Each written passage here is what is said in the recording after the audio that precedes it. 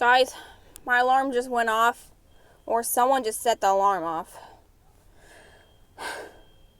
Can someone just please shut it off already? It's so flippin' annoying.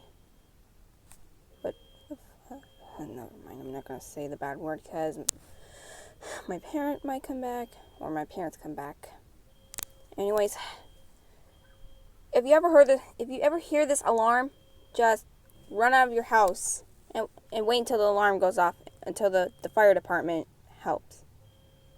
Just like I am right now. And my mom just put me in the car.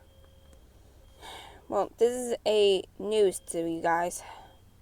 Like to you guys. I'm sorry if I haven't posted that much. I was just stressed.